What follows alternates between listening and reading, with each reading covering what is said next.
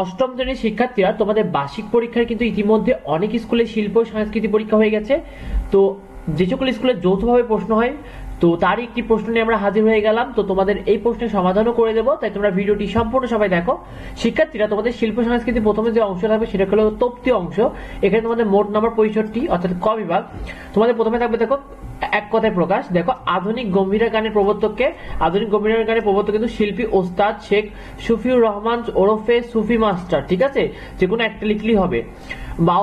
দেখো বাউল গানের মূল মন্ত্র একতার। এটা কি দিয়ে তৈরি? এটা কিন্তু দেখো লাউয়ের খোল, তারপর চামড়া, বাঁশ ও তার দিয়ে তৈরি। এরপরে শিক্ষার্থীরা দেখো গম্ভীরা গানের আদি উৎস কোথায়? এটা আদি উৎস কিন্তু পশ্চিমবঙ্গে মালদায়। এরপরে দেখো রিদম, রিদম অর্থ কি? রিদম অর্থ কিন্তু ছন্দ শিক্ষার্থীরা। এরপরে দেখো যারা পট আঁকেন তাদেরকে কি বলে? তাদেরকে বলেন পটুয়া শিক্ষার্থীরা। এরপর দেখো সুন্দরবন অঞ্চলে কাঠুরিয়া, বাওয়ালি এবং মোয়ালিদের পীর কে ছিলেন? পীর ছিল গাজী পীর। এরপরে দেখো কার থেকে লালন শাহ ফকির প্রথম দীক্ষাপ্রাপ্ত হন? এটা হবে হলো দেখো সিরাজ শাহ। তারপরে সুন্দরবনের প্রধান গাছ কোনটি? সুন্দরবনের প্রধান গাছ কিন্তু সুন্দরী। এরপরে দেখো মুকুন্দ দাসের জন্ম কবে? দেখো মুকুন্দ দাসের জন্ম কিন্তু 1878 সালে। এরপরে দেখো শিক্ষার্থীরা যাত্রা অর্থ কি? যাত্রা অর্থ কিন্তু গমন। তারপরে দেখো বুদ্ধের মূর্তি কিসের তৈরি? দেখো বুদ্ধের মূর্তি কিন্তু অষ্টধাতুর তৈরি। এরপরে দেখো আহসান মঞ্জিল কে নির্মাণ করেন? আহসান মঞ্জিল কিন্তু নির্মাণ করেন নবাব আব্দুল গনি। এরপরে দেখো শিক্ষার্থীরা জিঞ্জিরিয়া প্রাসাদ কত সালে নির্মাণ করা হয়? উত্তর হবে দেখো 1620। এরপরে দেখো মহরম বা কারবালার ঘটনাকে কেন্দ্র করে কি পাওয়া যায়? সেটা হবে হলো মর্শিয়া। এরপরে দেখো কত সালে অপরাজেয় বাংলার ভাস্কর্য উদ্বোধন করা হয়? 1979 সালে। এরপরে দেখো শিক্ষার্থীরা তোমাদের সংক্ষিপ্ত প্রশ্ন থাকবে, যে কোনো 5টি থাকবে, যে কোনো 4টি উত্তর করতে হবে, এক একটি 5 মার্ক করে।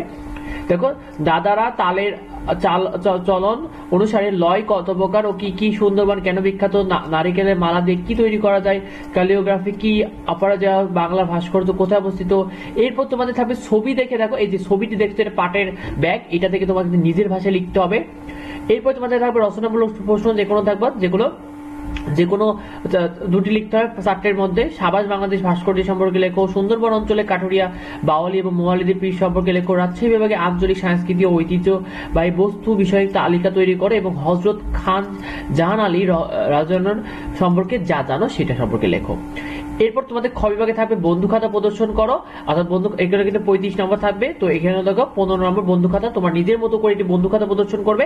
তারপর তোমাদের যে কোনো একটি কার্যক্রম করতে হবে। দেখো সুন্দরবনের দৃশ্যে একটা ড্রয়িং করে দেখাতে পারো, অথবা জ্যামিতিক আকৃতি তোমরা নকশা করতে পারো, আলপনা টাইপের, অথবা কি করতে পারো, অথবা যাই নাচের ভঙ্গি করে অনুসরণ করো, ভাষা আন্দোলনে গান তোরা ঢাকা শহরের রক্তে ভাষায় লিরে এর মাধ্যমে পরিবেশন করো। তো এইগুলো তোমরা তোমাদের তারপর দেখো এগুলো তোমরা সংক্ষিপ্ত প্রশ্নগুলো তোমরা লেকচার গাইডে এইগুলো পেয়ে যাবে, আর রচনামূলক প্রশ্নগুলো সাধারণত এই পেজগুলোতে পেয়ে যাবে।